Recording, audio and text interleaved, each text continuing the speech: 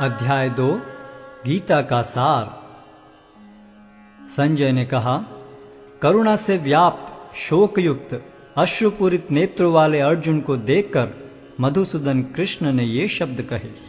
श्री भगवान ने कहा, हे अर्जुन, तुम्हारे मन में यह कलमश आया कैसे? यह उस मनुष्य के लिए तनुक भी अनुकूल नहीं है जो जीवन के मूल्य को जानता हो। इससे उच्च लोक की नहीं अपितु अपयश की प्राप्ति होती है। हे प्रथापुत्र, इस हीन नपुंसकता को प्राप्त मत हो, यह तुम्हें शोभा नहीं देती। हे शत्रुओं के दमन करता, हृदय की शुद्ध दुर्बलता को त्याग कर युद्ध के लिए खड़े हो। अर्जुन ने कहा, हे शत्रुहंता, हे मधुसूदन, मैं युद्ध भूमि में किस तरह भीष्म तथा द्रोण जैसे पूजनीय व्यक्तियों पर उलटकर बाण चलाऊंगा? ऐसे महापुरुषों को जो मेरे गुरु हैं, उन्हें मारकर जीने की अपेक्षा इस संसार में भीख मांगकर खाना अच्छा है। भले ही वे सांसारिक लाभ के इच्छुक हों, किंतु हैं तो गुरुजन ही। यदि उनका वध होता है तो हमारे द्वारा भोग्य प्रत्येक वस्तु उनके रक्त से सनी होगी। हम यह भी नहीं जानते कि हमारे लिए क्या श्रेष्ठ है, उनको जीतना या उनके द्वारा जीते जाना। यदि हम धृतराष्ट्र के पुत्रों का वध कर देते हैं तो हमें जीवित रहने की आवश्यकता नहीं है, फिर भी वे युद्ध भूमि में हमारे समक्ष खड़े हैं। अब मैं अपनी कृपण दुर्बलता के कारण अपना कर्तव्य भूल गया हूं और सारा धैर्य खो चुका हूं। ऐसी अवस्था में मैं आपसे पूछ रहा हूं कि जो मेरे लिए श्रेयस्कर हो उससे निश्चित रूप से बताएं। अब मैं आपका शिष्य हूं और आपका शरणागत हूं, कृपया मुझे उपदेश दें। मुझे ऐसा कोई साधन नहीं दिखता जो मेरी इंद्रियों को सुखाने वाले इस शोक को दूर कर सके। स्वर्ग पर देवताओं के अधिपत्य की तरह इस धन धान्य संपन्न सारी पृथ्वी पर निष्कंटक राज्य प्राप्त करके भी मैं इस शोक को दूर नहीं कर सकूंगा। संजय ने कहा, इस प्रकार कहने के बाद शत्रुओं का दमन करने वाला अर्जुन कृष्ण से बोला, हे गोविंद, मैं युद्ध नहीं करूंगा, और चुप हो गया। हे भरतवंशी धृतराष्ट्र, उस समय दोनों सेनाओं के मध्य शोकमग्न अर्जुन से कृष्ण ने मानो हंसते हुए ये शब्द कहे। श्री भगवान ने कहा, तुम पांडित्यपूर्ण वचन करते हुए उनके लिए शोक कर रहे हो जो शोक करने योग्य नहीं हैं। जो विद्वान होते हैं वे न तो जीवित के लिए न ही मृत के लिए शोक करते हैं। ऐसा कभी नहीं हुआ कि मैं न रहा हूं या तुम न रहे हो, अथवा ये समस्त राजा न रहे हों, और न ऐसा है कि भविष्य में हम लोग नहीं रहेंगे। जिस प्रकार शरीरधारी आत्मा इस शरीर में बाल्यावस्था से तरुणावस्था में और फिर वृद्धावस्था में निरंतर अग्रसर होता रहता है, उसी प्रकार मृत्यु होने पर आत्मा दूसरे शरीर में चला जाता है। धीर व्यक्ति ऐसे परिवर्तन से मोह को प्राप्त नहीं होता। हे कुंती पुत्र, सुख तथा दुख का क्षणिक उदय तथा कालक्रम में उनका अंतर्धान होना सर्दी तथा गर्मी की ऋतुओं के आने जाने के समान है। हे भरतवंशी, वे इंद्रिय बोध से उत्पन्न होते हैं और मनुष्य को चाहिए कि अविचल भाव से उनको सहन करना सीखे। हे पुरुष श्रेष्ठ अर्जुन, जो पुरुष सुख तथा दुख में विचलित नहीं होता और इन दोनों में संभाव रखता है, वह निश्चित रूप से मुक्ति के योग्य है। तत्वदर्शियों ने यह निष्कर्ष निकाला है कि असत का तो कोई चिरस्थायित्व नहीं है, किंतु सत अपरिवर्तनीय रहता है। उन्होंने इन दोनों की प्रकृति के अध्ययन द्वारा यह निष्कर्ष निकाला है। जो सारे शरीर में व्याप्त है उसे ही तुम अविनाशी समझो। उस अव्यय आत्मा को नष्ट करने में कोई भी समर्थ नहीं है। अविनाशी, अप्रमेय तथा शाश्वत जीव के भौतिक शरीर का अंत अवश्यम भावी है। अतः हे भरतवंशी, युद्ध करो। जो इस जीवात्मा को मारने वाला समझता है तथा जो इसे मरा हुआ समझता है, वे दोनों ही अज्ञानी हैं, क्योंकि आत्मा न तो मरता है और न मारा जाता है। आत्मा के लिए किसी भी काल में न तो जन्म है न मृत्यु। वह न तो कभी जन्मा है, न जन्म लेता है और न जन्म लेगा। वह अजन्मा नित्य, शाश्वत तथा पुरातन है। शरीर के मारे जाने पर वह मारा नहीं जाता। हे पार्थ, जो व्यक्ति यह जानता है कि आत्मा अविनाशी, अजन्मा, शाश्वत तथा अव्यय है, वह भला किसी को कैसे मार सकता है या मरवा सकता है? जिस प्रकार मनुष्य पुराने वस्त्रों का त्याग कर नए वस्त्र धारण करता है, उसी प्रकार आत्मा पुराने तथा व्यर्थ के शरीरों को त्याग कर नवीन भौतिक शरीर धारण करता है। यह आत्मा न तो कभी किसी शस्त्र द्वारा खंड खंड किया जा सकता है, न अग्नि द्वारा जलाया जा सकता है, न जल द्वारा भिगोया या वायु द्वारा सुखाया जा सकता है। यह आत्मा अखंडित तथा अघुलनशील है। इसे न तो जलाया जा सकता है, न ही सुखाया जा सकता है। यह शाश्वत, सर्वव्यापी, अविकारी, स्थिर तथा सदैव एक सा रहने वाला है। यह आत्मा अव्यक्त, अकल्पनीय तथा अपरिवर्तनीय कहा जाता है। यह जानकर तुम्हें शरीर के लिए शोक नहीं करना चाहिए।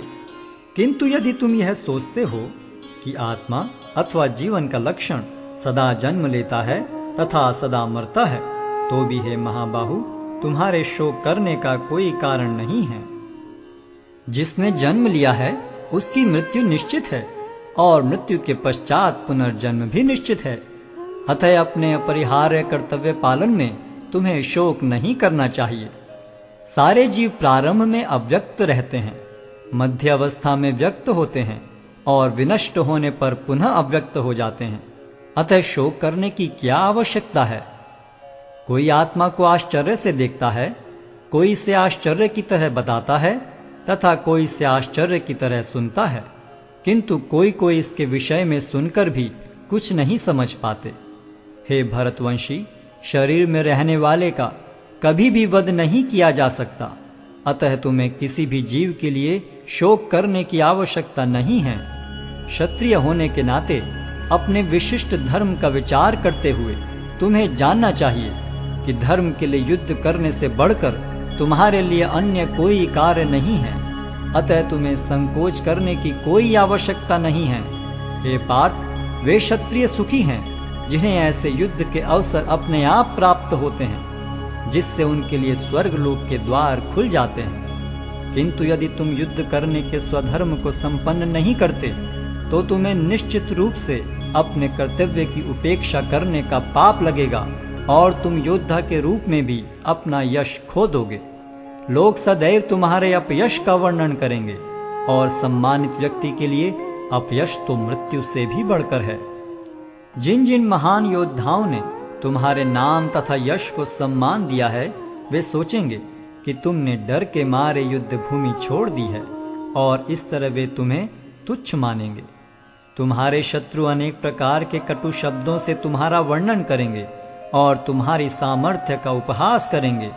तुम्हारे लिए इससे दुखदाई और क्या हो सकता है? हे कुंती पुत्र, तुम यदि युद्ध में मारे जाओगे तो स्वर्ग प्राप्त करोगे, या यदि तुम जीत जाओगे तो पृथ्वी के साम्राज्य का भोग करोगे। अतः दृढ़ संकल्प करके खड़े हो और युद्ध करो। तुम सुख या दुख, हानि या लाभ, विजय या पराजय का विचार किए बिना युद्ध के लिए युद्ध करो। ऐसा करने पर तुम्हें कोई पाप नहीं लगेगा। यहां मैंने वैश्लेषिक अध्ययन द्वारा इस ज्ञान का वर्णन किया है। अब निष्काम भाव से कर्म करना बता रहा हूं, उसे सुनो। हे प्रतापपुत्र, तुम यदि ऐसे ज्ञान से कर्म करोगे तो तुम कर्मों के बंधन से अपने को मुक्त कर सकते हो। इस प्रयास में न तो हानि होती है न ही ह्रास, अपितु इस पथ पर की गई अल्प प्रगति भी महान भय से रक्षा कर सकती है। जो इस मार्ग पर चलते हैं वे प्रयोजन में दृढ़ रहते हैं और उनका लक्ष्य भी एक होता है। हे कुरुनंदन, जो दृढ़ प्रतिज्ञ नहीं है उनकी बुद्धि अनेक शाखाओं में विभक्त रहती है। अल्पज्ञानी मनुष्य वेदों के उन अलंकारिक शब्दों के प्रति अत्यधिक आसक्त रहते हैं जो स्वर्ग की प्राप्ति, अच्छे जन्म, शक्ति इत्यादि के लिए विविध सकाम कर्म करने की संस्तुति करते हैं। इंद्रिय तृप्ति तथा ऐश्वर्य में जीवन की अभिलाषा के कारण वे कहते हैं कि इससे बढ़कर और कुछ नहीं है। जो लोग इंद्रिय भोग तथा भौतिक ऐश्वर्य के प्रति अत्यधिक आसक्त होने से ऐसी वस्तुओं से मोहग्रस्त हो जाते हैं, उनके मनों में भगवान के प्रति भक्ति का दृढ़ निश्चय नहीं होता। वेदों में मुख्यतया प्रकृति के तीनों गुणों का वर्णन हुआ है। हे अर्जुन, इन तीनों गुणों से ऊपर उठो, समस्त द्वैतों और लाभ तथा सुरक्षा की सारी चिंताओं से मुक्त होकर आत्मपरायण बनो। एक छोटे से कूप का सारा कार्य एक विशाल जलाशय से तुरंत पूरा हो जाता है। इसी प्रकार वेदों के आंतरिक तात्पर्य जानने वाले को उनके सारे प्रयोजन सिद्ध हो जाते हैं। तुम्हें अपना कर्म करने का अधिकार है, किंतु कर्म के फलों के तुम अधिकारी नहीं हो। तुम न तो कभी अपने आप को अपने कर्मों के फलों का कारण मानो, न ही कर्म न करने में कभी आसक्त हो। हे अर्जुन, जय अथवा पराजय की समस्त आसक्ति त्याग कर समभाव से अपना कर्म करो। ऐसी समता योग कहलाती है। हे धनंजय, भक्ति के द्वारा समस्त गर्हित कर्मों से दूर रहो और उसी भाव से भगवान की शरण ग्रहण करो। जो व्यक्ति अपने सकाम कर्म फलों को भोगना चाहते हैं, वे कृपण हैं। भक्ति में संलग्न मनुष्य इस जीवन में ही अच्छे तथा बुरे कार्यों से अपने को मुक्त कर लेता है। अतः योग के लिए प्रयत्न करो, क्योंकि सारा कार्य कौशल यही है। इस तरह भगवत भक्ति में लगे रहकर बड़े बड़े ऋषि मुनि अथवा भक्तगण अपने आप को इस भौतिक संसार में कर्म के फलों से मुक्त कर लेते हैं। इस प्रकार वे जन्म मृत्यु के चक्र से छूट जाते हैं और भगवान के पास जाकर उस अवस्था को प्राप्त करते हैं जो समस्त दुखों से परे है। जब तुम्हारी बुद्धि मोह रूपी सघन वन को पार कर जाएगी, तो तुम सुने हुए तथा सुनने योग्य सब के प्रति अन्य मनस्क हो जाओगे। जब तुम्हारा मन वेदों की अलंकारमयी भाषा से विचलित न हो और वह आत्म साक्षात्कार की समाधि में स्थिर हो जाए, तब तुम्हें दिव्य चेतना प्राप्त हो जाएगी। अर्जुन ने कहा, हे कृष्ण, अध्यात्म में लीन चेतना वाले व्यक्ति के क्या लक्षण हैं? वह कैसे बोलता है तथा उसकी भाषा क्या है? वह किस तरह बैठता और चलता है? श्री भगवान ने कहा, हे पार्थ, जब मनुष्य मनोधर्म से उत्पन्न होने वाली इंद्रिय तृप्ति की समस्त कामनाओं का परित्याग कर देता है और जब इस तरह से विशुद्ध हुआ उसका मन आत्मा में संतोष प्राप्त करता है, तो वह विशुद्ध दिव्य चेतना को प्राप्त स्थित प्रज्ञ कहा जाता है, जो त्रय तापों के होने पर भी मन में विचलित नहीं होता अथवा सुख में प्रसन्न नहीं होता और जो आसक्ति, भय तथा क्रोध से मुक्त है, वह स्थिर मन वाला मुनि कहलाता है। इस भौतिक जगत में जो व्यक्ति न तो शुभ की प्राप्ति से हर्षित होता है और न अशुभ के प्राप्त होने पर उससे घृणा करता है, वह पूर्ण ज्ञान में स्थिर होता है। जिस प्रकार कछुआ अपने अंगों को संकुचित करके खोल के भीतर कर लेता है, उसी तरह जो मनुष्य अपनी इंद्रियों को इंद्रिय विषयों से खींच लेता है, वह पूर्ण चेतना में दृढ़ता पूर्वक स्थिर होता है। देहधारी जीव इंद्रिय भोग से भले ही निवृत्त हो जाए, पर उसमें इंद्रिय भोगों की इच्छा बनी रहती है। लेकिन उत्तम रस के अनुभव होने से ऐसे कार्यों को बंद करने पर वह भक्ति में स्थिर हो जाता है। हे अर्जुन, इंद्रियां इतनी प्रबल तथा वेगवान हैं कि वे उस विवेकी पुरुष के मन को भी बलपूर्वक हर लेती हैं, जो उन्हें वश में करने का प्रयत्न करता है। जो इंद्रियों को पूर्णतया वश में रखते हुए इंद्रिय संयम करता है और अपनी चेतना को मुझ में स्थिर कर देता है, वह मनुष्य स्थिर बुद्धि कहलाता है। इंद्रिय विषयों का चिंतन करते हुए मनुष्य की उनमें आसक्ति उत्पन्न हो जाती है और ऐसी आसक्ति से काम उत्पन्न होता है और फिर काम से क्रोध प्रकट होता है। क्रोध से पूर्ण मोह उत्पन्न होता है और मोह से स्मरण शक्ति का विभ्रम हो जाता है। जब स्मरण शक्ति भ्रमित हो जाती है तो बुद्धि नष्ट हो जाती है और बुद्धि नष्ट होने पर मनुष्य भवकूप में पुनः गिर जाता है। किंतु समस्त राग तथा द्वेष से मुक्त एवं अपनी इंद्रियों को संयम द्वारा वश में करने में समर्थ व्यक्ति भगवान की पूर्ण कृपा प्राप्त कर सकता है। इस प्रकार से कृष्ण भावनामृत में तुष्ट व्यक्ति के लिए संसार के तीनों ताप नष्ट हो जाते हैं और ऐसी तुष्ट चेतना होने पर उसकी बुद्धि शीघ्र ही स्थिर हो जाती है। जो कृष्ण भावनामृत में परमेश्वर से संबंधित नहीं हैं, उनकी न तो बुद्धि दिव्य होती है और न ही मन स्थिर होता है, जिसके बिना शांति की कोई संभावना नहीं है। शांति के बिना सुख हो भी कैसे सकता है।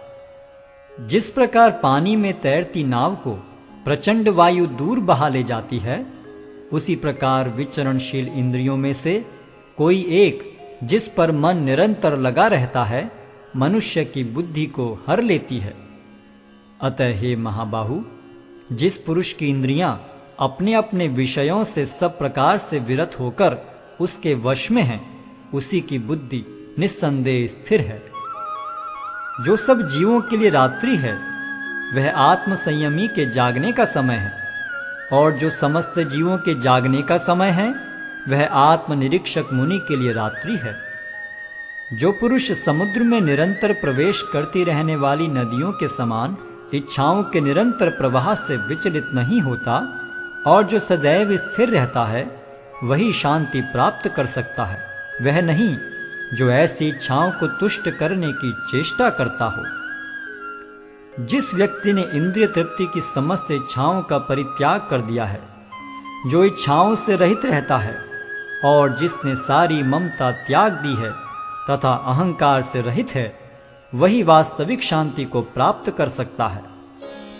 यह आध्यात्मिक तथा ईश्वरीय जीवन का पथ है, जिसे प्राप्त करके मनुष्य मोहित नहीं होता।